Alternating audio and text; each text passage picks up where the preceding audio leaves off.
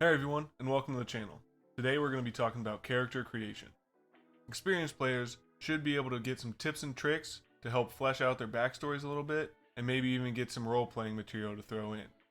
Then, we're going to walk through a build step by step for any new players that are building a character for the very first time. First, a quick PSA. Superlusion Gaming is a new project we're working on that's going to be focused on video games, mainly through streaming, and tabletop gaming through this YouTube channel, as well as the Tabletop Compendium podcast. You can follow everything we're doing on our Twitter. The links to all of that will be in the description below. Now let's make a character. So where I like to start when creating a character, especially for first players, because knowing how much backstory to put in, knowing what you need to focus on, it's a little daunting. But a cheat code that I like to use, and I call it the inspiration method, is to just take something from media that you already enjoy, like a TV show or a book or a movie or a video game, whatever it may be, and then placing that character in your Dungeons and Dragons game. So let's take, for instance, Uncle Iroh from Avatar: The Last Airbender. Uncle Iroh is a fantastic character in my opinion. He has a well fleshed out backstory. He's the exiled brother of a king, travels around with his nephew, who could theoretically be another member of your party, and he's just a pretty well-mannered, well-tempered guy, easy enough to roleplay, and he's also a strong fighter. So how would that look on paper? Well, obviously, he's got to be a martial artist, so monk makes sense. Way of the Four Elements would put him a little more on par with like the Avatar, but if you limit yourself to just fire, which is a conscious decision that you can make as a player, then you can play him as just a firebender if you wanted to. Then you can look at his skills. So he's an older guy. Constitution might be one of his bottom two. He also is a little more soft-spoken and less boisterous than other characters may be. So charisma could also be one of the bottom two. He's a martial artist. Dexterity makes sense for being at the top.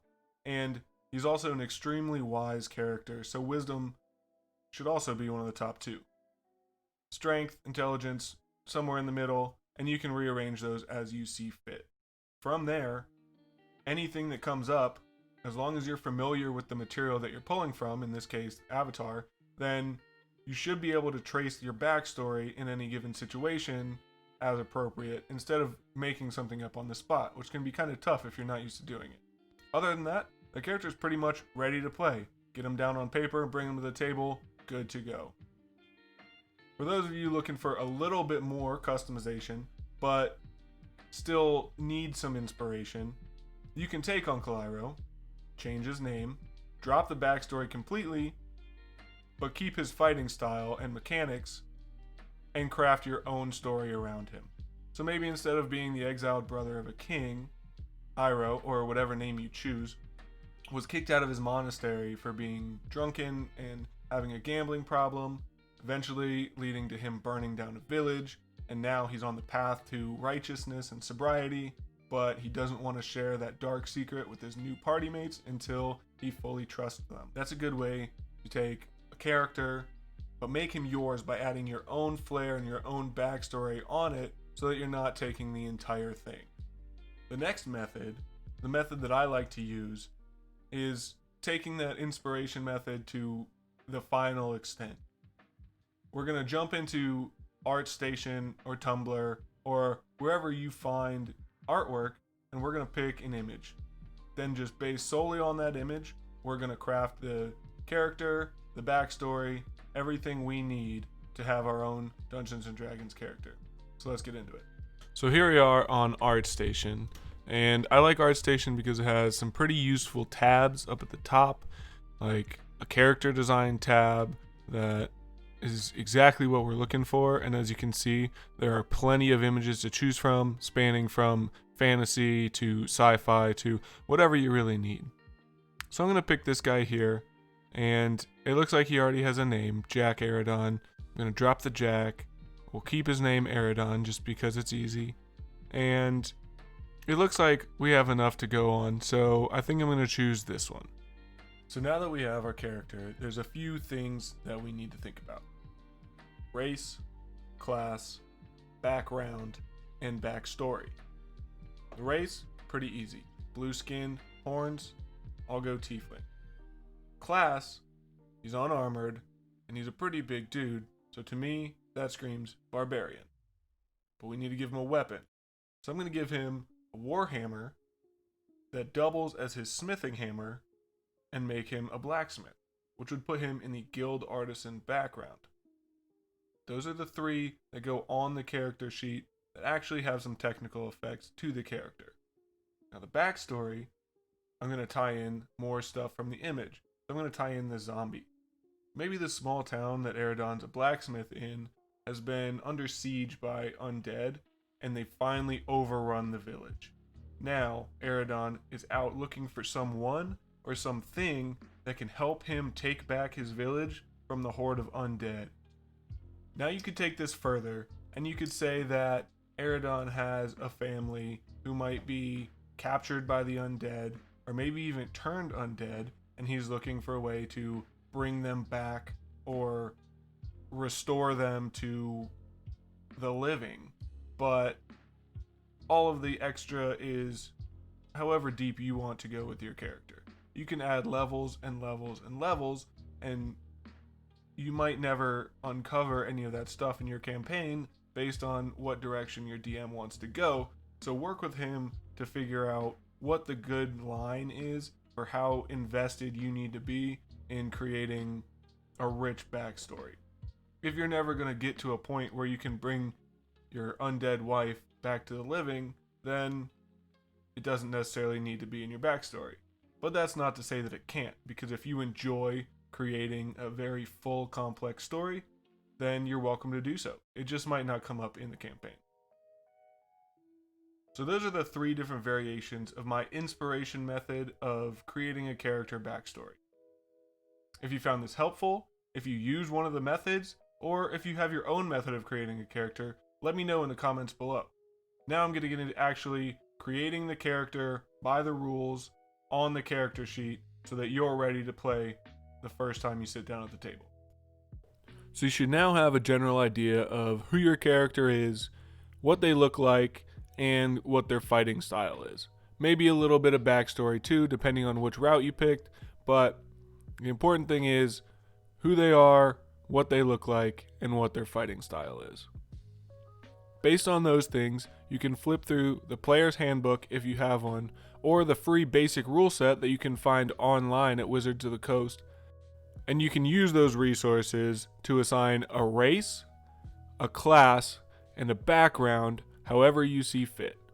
So read through the options, see which one matches with your character the best, and then go from there. You can leave alignment blank for now. That's something that you'll figure out as you get more experienced, but it just kind of determines your character's attitude towards different scenarios and where their mindset lies in regards to different goals. I'm going to be using the basic rule set, which is free online resource that anybody can access, and so I'm going to be using a different character than the two I initially talked about. This is Raynori. She's a human rogue with a criminal background. She was a pickpocket. Next, we're going to move to the left side and work on our ability scores. To find these, we need 6 numbers. To get those 6 numbers, you're going to roll 4 dice and drop the lowest one 6 times. These ability scores are fairly straightforward, with the exception being the difference between intelligence and wisdom.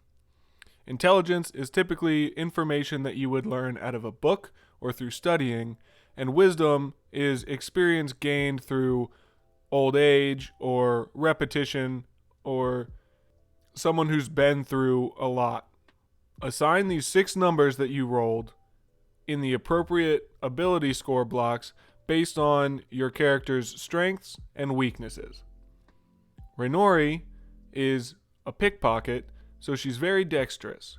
She's not very big, so her strength isn't going to be high, and she was raised on the streets, so she doesn't quite have book smarts. Her intelligence and strength are going to be her low scores.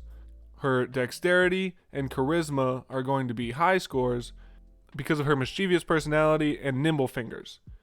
Wisdom and Constitution can float around the middle however we want. Next, check your race section to find out what ability scores either go up or down based on your selection. There's a table at the beginning of each rulebook which lays out the corresponding ability modifier when compared to the ability score. The modifier will be the actual number you use for each roll.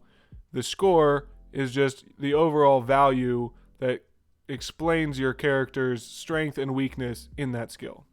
Moving to the right, we have skills and saving throws.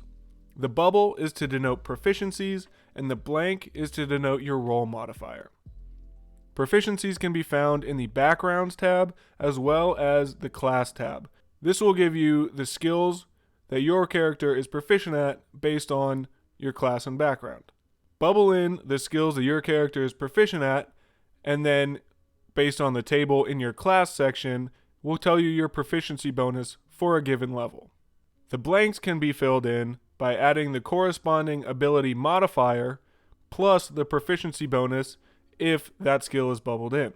Most of your rolls will use these skills rather than the ability scores themselves, because these skills are the practical application of those scores. Next, we'll move to hit points. Your hit points are determined by your class.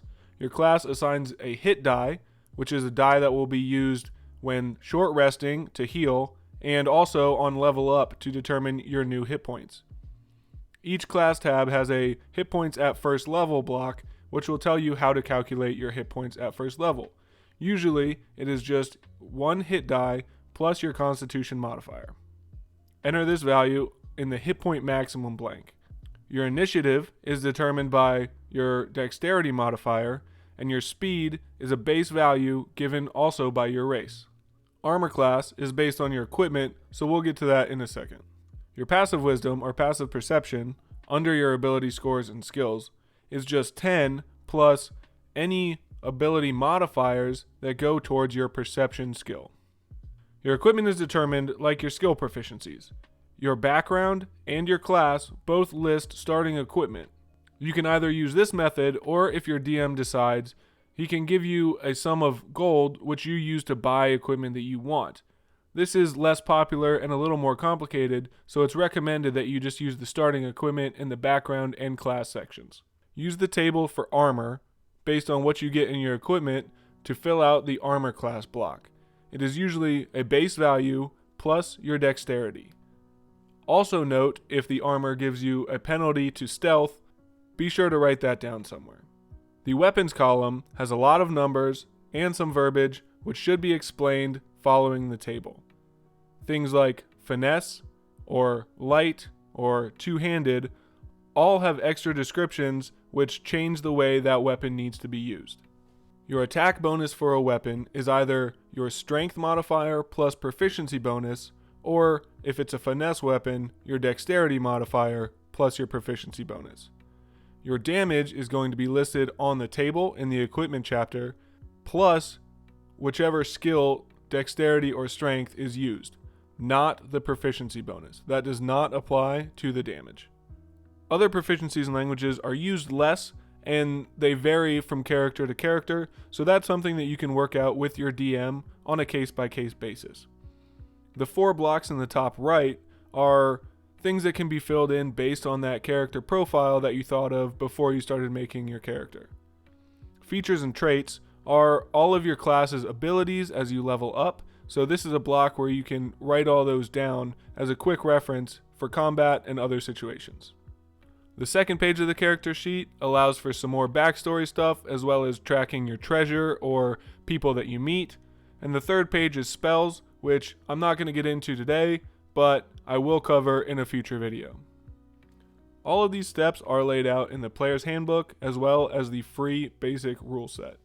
So if you have any questions, a little bit of extra reading should lead you to the right answer, but if you still can't find it, feel free to reach out to us and we'll do our best to help you. Now, you should have a character that is ready for the table. That's it for today's video. Thanks for watching, everybody. If you have any feedback, please leave it in the comments, because your opinion is what's going to help us learn and grow, because this is still all very new to us.